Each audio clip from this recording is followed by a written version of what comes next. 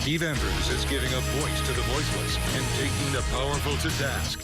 Now, 8 on Your Side investigates. He is wanted in Hernando County, not for his fence building skills, but for organized fraud and grand theft. The Hernando County Sheriff's Office issued warrants for the owner of the fence company that took thousands from Bay Area customers and then just never came back. Last year, several viewers contacted 8 on Your Side with that very same story, and they told senior investigative reporter Steve Andrews they made sizable down payments to the owner of Metro Fences and got nothing in return, right, They Steve? told me they got stiffed, plain and simple. Hernando County says it's all part of a scheme by a fly-by-nighter. This is the fence in Seminole that Adam Cronenwett and Metro Fences were hired to replace. Cronenwett took Alan Steigerwald's $1,000 and disappeared. Well, I'd like to see him go to jail. In St. Petersburg, Cronenwett took $2,300 from Jessica Ellis. He never showed up to replace her fence. I'd like to see him go to jail. It happened over I think with what he's doing, I mean, it's a lot of money. I think it's criminal. and over again in Pinellas and Pasco counties. We got burned. In Hernando, the sheriff's office says he ripped off 2 victims, including a church. Well, he did absolutely none of the work. He didn't try to fulfill anything. It's not like he did a shoddy job. He didn't show up and do poor workmanship. He did nothing. He took their money and ran. Now, Adam Cronenwett is wanted.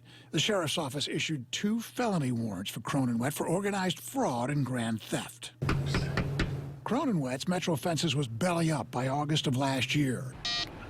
At the time, he told me by phone, a customer stiffed him for $8,000 he couldn't afford to replace the fences for which he'd been paid. Now he's operating a company called Heartland Fences. I spoke with him by phone again, and he told me he's aware there are warrants out for him, did not respond when I asked if he'd turn himself in, and claimed he's still working to pay back the money he owes.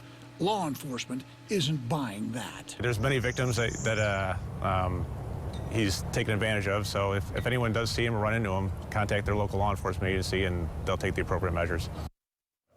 Now, in addition to Heartland Fences, Cronenwett is also connected to a company called Fences Are Us, which has been working the Orlando area with the same complaints. Now, investigators aren't sure of his whereabouts. They're hoping that someone spots him and then turns him in so that they can go pick him up. We've seen a lot of different pictures of him, so people should be able to see that.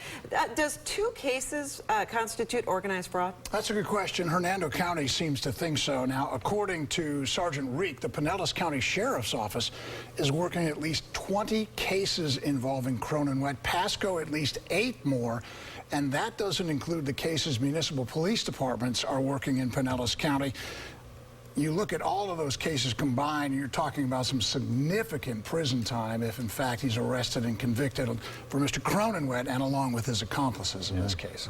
Thank you, Steve. Sure. If you have a problem you want Steve to investigate, call him on the 8 on Your Side helpline, 1-800-338-0808.